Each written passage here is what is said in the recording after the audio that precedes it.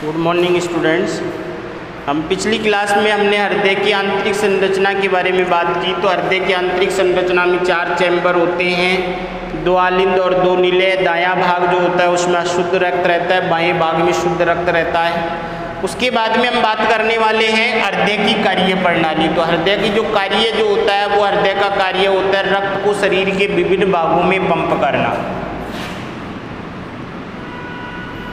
हृदय का मुख्य कार्य क्या होगा?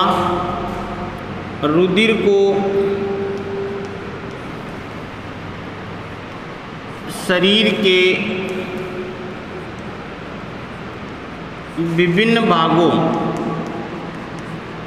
में पंप करना होता है।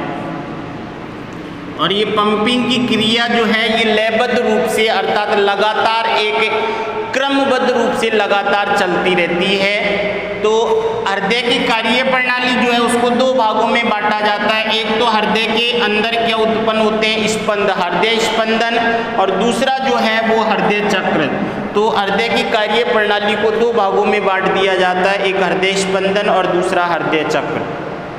सबसे पहले हम बात करेंगे यहाँ पर हृदय स्पंदन की। तो हृदय में लगातार स्पंद अर्थात आवेग जो है उत्पन्न होते रहते हैं। और तो हृदय में लयबद्ध संकुचन को ही हृदय स्पंदन कहा जाता है। अर्थात हृदय के अंदर कुछ आवेग उत्पन्न होते हैं और उन्हीं आवेगों के द्वारा हृदय में लगातार स्पंद उत्पन्न होते हैं रहते हैं। अर्थात हृदय लगातार पंपिंग क्रिया करता रहता है। तो हृदय की बात करते हैं तो अन्य जो पेशियां जो होती है उनको तो तंत्रिका कोशिकाएं उद्दीपित करती है हमारे शरीर की, हृदय के अलावा की जो पेशियां होती है। परंतु हृदय पेशियां जो होती हैं उन पेशियों का उद्दीपन स्वयं पेशियों में ही उत्पन्न होता है। अन्य पेशियों की बात करते हैं तो अन्य पेशियों से तंत्रिका तंतु जुड़े रहते हैं और उन तंत्रिका तंतुओं के द्वारा पेशियों को क्या किया जाता है? उद्दीपित किया जाता है। परंतु हृदय के अंदर स्वयं जो पेशियां होती है वो स्वयं में ही उद्दीपन उत्पन्न होता है, आवेग उत्पन्न होता है, उसके कारण उनमें क्या उत्पन्न होता है? संकुचन या स्पंदन होता है। और इसीलिए हृदय की जो पेशियां जो होती हैं उसे हृदय स्पंदन को क्या कहा जाता है? पेशी जनित। अर्थात हृदय की स्पंदन की जो क्रिया जो उत्पन्न हो रही है वो हृदय की स्वयं की पेशियों में ही उत्पन्न हो रही है, किसी का कोई वो नहीं रोल नहीं है यहाँ पर, इसलिए इसे क्या कहा जाता है? पेशी जनित कहा जाता है। हृदय में पेशियों के लयबद्ध संकुचन के लिए लयबद्ध आवेग उत्पन्न करने वाला तंत्र पाया जाता है। तो हृदय के अंदर जो लयबद्ध संकुचन जो उत्पन्न होंगे, लयबद्ध स्पंदन जो उत्पन्न होंगे, उन लयबद्ध स्पंदनों के लिए क्या उत्पन्न होना चाहिए? लयबद्ध आवेग उत्पन्न करने वाला तंत्र होना चाहिए। और आवेग को हृदय में तेजी से संचरित करता है। और यही जो ये तंत्र जो होगा जो आवेग उत्पन्न करेगा, आवेग उत्पन्न करने के बाद में हृदय में संचरित होगा आवेग, तभी हृदय जो है लगातार क्रिया करता रहता है। तो ये जो आवेग उत्पन्न होता है, आवेग उत्पन्न होकर आवेग संचरित किया जाता है जिसके माध्यम से उन सभी को क्या कहा जाता है? चालन तंत्र। हृदय का क्या कहा जाएगा? चालन तंत्र कहा जाता है। अर्थात हृदय में आवेग उत्पन्न होगा, आवेग का संचरण होगा, फिर जाके हृदय में आलिंदों का प्रकुंचन होगा, निलयों का प्रकुंचन होगा। इस तरीके से लयबद्ध संकुचन की प्रक्रिया लगातार चलती रहती है। तो ये चालन तंत्र जो है हृदय का किस किस से मिलकर बना होता है ये इंपॉर्टेंट है। तो चालन तंत्र के लिए सबसे पहला जो मुख्य भाग जो है वो है कोटर आलिंद पर्व संधि, ऐसे नोड या सीनो आर्टेरियल नोड जिसको कहा जाता है। तो ये कोटर आलिंद पर्व संधि जो है ये कहाँ पाई जाती है? सबसे पहले ये पाई जाती है, ये है दाएं आलिंद में। कहाँ पाई जाएगी? दाएं आलिंद में पाई जाती है। कहाँ पाई जाएगी? जो छिद्र जो होता है किसका? महाशिरा का, उस महाशिरा के छिद्र के नीचे पाई जाती है। और ये दाएं आलिंद में पाई जाती है। और इसी के अंदर सबसे पहले क्या पाए जाते हैं? आवेग उत्पन्न होते हैं। अर्थात ये स्वयं विध्रुवित होगी और विध्रुवण के कारण इसमें आवेग उत्पन्न होते हैं। तो इसी कोटर आलिंद पर्व संधि में, इसी में आवेग उत्पन्न होते हैं। अर्थात हृदय के प्रकुंचन के लिए या हृदय के स्पंदन के लिए जो आवेग उत्पन्न किए जाते हैं वो किसमें किए जाते हैं, कोटर आलिंद पर्व संधि जो है इसी में आवेग उत्पन्न किए जाते हैं और इन्हीं आवेगों का क्या होता है, संचरण होता है। तो आवेग जो है यहाँ से उत्पन्न होंगे और उत्पन्न होने के पश्चात अगर मैं बात करूँ यहाँ पर, अगर यहाँ पर अपने हृदय जो है, हृदय में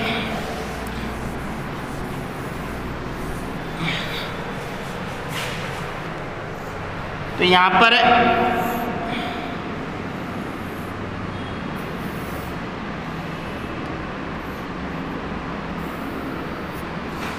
जो हृदय जो होगा यहाँ पर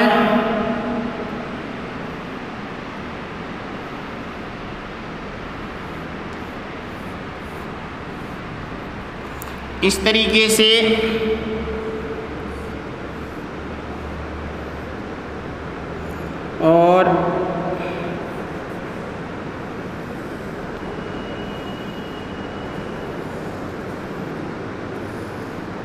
और यहाँ पर ये पुरकिंजे तंतु,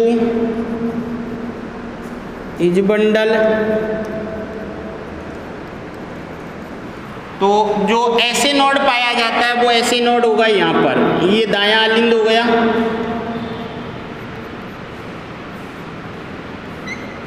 ये क्या हो जाएगा दायां आलिंद, और ये दायां आलिंद ये क्या हो जाएगा ऐसे नोड, और इसी ऐसे नोड में क्या उत्पन्न किया जाएगा, आवेग उत्पन्न किया जाता है। अर्थात इसमें लयबद्ध संकुचन के लिए जो आवेग उत्पन्न होते हैं ये पेशियों के कारण बना होता है। इन्हीं पेशियों में विध्रुवण की क्रिया होगी और विध्रुवण के कारण यहाँ पर क्या होगा, आवेग उत्पन्न होगा, और आवेग उत्पन्न होकर जो सबसे पहले जो आवेग फैलता है वो फैलता है आलिंदों की जो दीवारें होती है उन दीवारों के अंदर, और आलिंदों के अंदर जैसे दीवारों में फैलेगा तो यहाँ पर जो है ये इन तंतुओं से, यहाँ पर ये तंतु जो होते हैं कुछ तंतु पाए जाते हैं, और यहाँ पर जो है यहाँ पर ये पाया जाता है ए बी नोड, ये जो होता है ये पाया जाता है ए बी नोड, और ये ए बी नोड होता है अंतर आलिंद पर्व संधि पर। ये कहाँ पाया जाएगा, ये है अंतर आलिंद पट जो होता है उस पट पर दाएं आलिंद में पाया जाता है। तो ये पट जो हो गया, ये पट ये हो गया अपना, ये पट जो है ये क्या कहलाएगा, अंतर आलिंद पट, और इस अंतर आलिंद पट में दाएं आलिंद में क्या पाया जाता है, ए बी नोड पाया जाता है, और ए बी नोड जो तंतु जो है ए बी नोड को ऐसे नोड से जोड़ने का कार्य करते हैं उनको कहा जाता है कोटर आलिंद पर्व संधि। के बाद में अंतर पर्व संधि तंतु, ये क्या कहलाएंगे, अंतर पर्व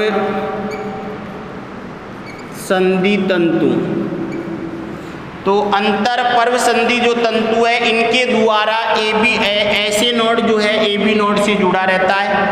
अब जैसे आवेग उत्पन्न होता है, आवेग उत्पन्न होगा सबसे पहले किसमें, यहाँ पर जो इसको पेसमेकर कहा जाता है, ऐसे नोड सिनो आर्टरियल नोड, तो इसमें आवेग उत्पन्न किया जाएगा। ये आवेग जैसे इसमें उत्पन्न किया जाएगा ये आवेग तुरंत या तेजी से किसमें फैलते हैं, जो आलिंद जो होते हैं उन आलिंदों की दीवारों में फैल जाते हैं, और जैसे आलिंदों की दीवार में आवेग पहुंचता है तो आलिंदों का क्या होता है, प्रकुंचन, अर्थात आलिंद जो है वो क्या हो जाते हैं, पिचक जाते हैं। उसके बाद में ये आवेग किसके द्वारा, इन तंतुओं के द्वारा, अंतर पर्व संधि तंतुओं के द्वारा किसमें पहुंचता है, ए बी नोड में।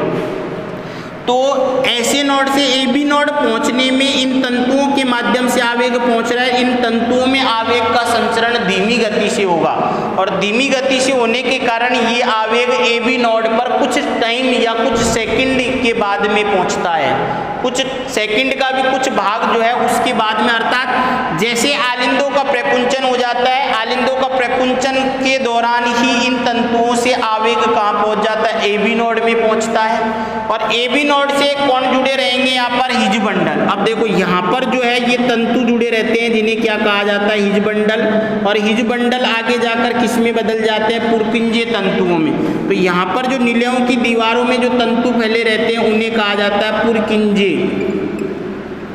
पुरकिंजे तंतु। और यहाँ पर ये जो इसमें पहले रहेंगे इनको कहा जाता है हिज बंडल। तो आवेग का जो संचरण वो कैसे, सबसे यहाँ पर ए बी नोड में आ गया और ए बी नोड से हिज बंडल से होते हुए पुरकिंजे तंतुओं में, और पुरकिंजे तंतुओं का मतलब आवेग का संचरण कहाँ हो गया, निलयों की दीवारों में। जैसे आवेग निलयों की दीवार में पहुँचता है तो आलिंदो वो निलयों का क्या हो जाता है, प्रकुंचन हो जाता है। और इसी संपूर्ण प्रक्रिया को ही क्या कहा जाता है, हृदय स्पंदन कहा जाता है। अर्थात हृदय स्पंदन में आवेग के ऊपर डिपेंड करता है। और आवेग जो सबसे पहले उत्पन्न किया जाता है वो किस में किया जाता है, ऐसे नोड में। ऐसे नोड से आवेग उत्पन्न होकर सबसे पहले कहाँ फैलेगा, वो आलिंदों की दीवारों में और यहाँ पर अंतर पर्वसंधि तंतुओं में। तो ऐसे नोड ए बी नोड से किसके द्वारा जुड़ा रहेगा, अंतर पर्वसंधि तंतुओं से जुड़ा रहेगा। और जब ऐसे नोड से ए बी नोड तक आवेग जब पहुंचते हैं किसके माध्यम से, अंतर पर्वसंधि तंतुओं के माध्यम से, तो कुछ टाइम या कुछ सेकंड से भी कम समय में यहाँ पहुंचते हैं। अर्थात सबसे पहले आवेग जो है वो कहाँ पहुंचते हैं, आलिंदों की दीवारों में। और जैसे आलिंदों की दीवारों में आवेग पहुंच जाते हैं, आलिंदों का क्या हो जाता है, प्रकुंचन। जब अपन पढ़ेंगे हृदय चक्र तो हृदय चक्र में यही चीज पढ़ने वाले हैं हम। तो पहले क्या होता है कि रक्त कहाँ आएगा, आलिंद में आएगा। आलिंद से जैसे रक्त आलिंदों में भरना चालू हो जाता है, दाब इतना ज़्यादा हो जाता है कि ये बाल त्रिवलन कपाट खुल जाता है। और जैसे त्रिवलन कपाट खुलेगा रक्त कहाँ आ जाएगा, दाएं नीले में आ जाएगा। और दाएं नीले से जैसे जैसे रक्त आता जाएगा, अब कुछ रक्त तो अपने जैसे ही बाल खुलते ही आ जाता है, परंतु कुछ रक्त इसमें शेष रह जाता है। तो वो शेष जो रक्त रहा है वही रक्त जब आलिंदों का प्रकुंचन होगा, अर्थात जब आवेग जो है आलिंदों की दीवारों में फैलता है तो आलिंदों का क्या हो जाएगा, प्रकुंचन हो जाएगा। और प्रकुंचन के दौरान इनमें बचा हुआ रक्त जो कहाँ जाएगा, नीले में आ जाएगा। जैसे इनका रक्त जो है नीले में आता है, यहाँ से ये रक्त यहाँ आ गया, अब ये द्विवलन और त्रिवलन कपाट क्या हो जाते हैं, बंद हो जाते हैं। और बंद होते ही ये जब दाब इनमें ज़्यादा हो जाता है तो दाब ज़्यादा होते ही यहाँ पर जो है ये तो जाता है फुफ्फुसीय धमनी में, यहाँ से रक्त जो जाएगा फुफ्फुसीय धमनी में, और यहाँ से जो रक्त जाएगा वो जाएगा महाधमनी में। तो दाब ज़्यादा होते ही इधर तो महाधमनी का वाल खुल जाता है, इधर महाधमनी वो फुफ्फुसीय धमनी का वाल खुल जाता है। और फुफ्फुसीय धमनी जो रक्त को लेकर जाएगी ये पहुँचे। अब जैसे ही रक्त वाल खुला, वाल खुलते ही कुछ रक्त जो है वो तो ज़्यादातर रक्त तो कहाँ पहुँच गया, फुफ्फुसीय धमनी के माध्यम से फेफड़ों में और इसके माध्यम से शरीर में। परंतु कुछ जो रक्त रह जाता है तो उस दौरान ही जैसे रक्त यहाँ से यहाँ आया, इस दौरान ही ये आवेग जो है ऐसे नोड से तंतुओं के माध्यम से ए बी नोड में पहुंचा, ए बी नोड से हिज बंडल में, और हिज बंडल से पुरकिंजे तंतुओं में होता हुआ कहाँ पहुंच गया, निलयों की दीवारों में। और निलयों की दीवारों में पहुंचते ही निलयों का क्या हो जाता है, प्रकुंचन हो जाता है। और प्रकुंचन होते ही निलयों बिल्कुल खाली हो जाते हैं। जैसे नीले खाली हो जाते हैं वापिस से जो फुफ्फुसीय धमनी और महाधमनी जो है इनके बाल बंद हो जाते हैं और वापस फिर यही क्रिया लगातार चलती रहती है। अर्थात इस तरीके से पंपिंग क्रिया होगी हृदय में। हृदय में पहले इनका प्रकुंचन होगा, फिर इनका प्रकुंचन होगा, फिर इनका प्रकुंचन होगा, फिर इनका प्रकुंचन होगा। प्रकुंचन के बाद में अनुशीतलन होगा, इनका प्रकुंचन पहले इनका अनुशीतलन होगा, फिर इनका प्रकुंचन होगा, फिर इनका अनुशीतलन होगा, फिर इनका प्रकुंचन होगा। इस तरीके से ये क्रिया लगातार चलती रहती है। तो हृदय स्पंदन जो है किसके द्वारा, एक चालन तंत्र होता है हृदय में, और वो चालन तंत्र किसके द्वारा बना होता है, इनके द्वारा। और इन्हीं तंतुओं के द्वारा, इन्हीं पेशियों के द्वारा क्या उत्पन्न किया जाता है, आवेग उत्पन्न किया जाता है। और आवेग का संचरण ये हृदय से कहाँ पहुँचता है, अर्थात सबसे पहले दाएं आलिंद में, दाएं आलिंद से फिर पहुँचता है ए बी नोड में, ए बी नोड से निलयों में पहुँचता है।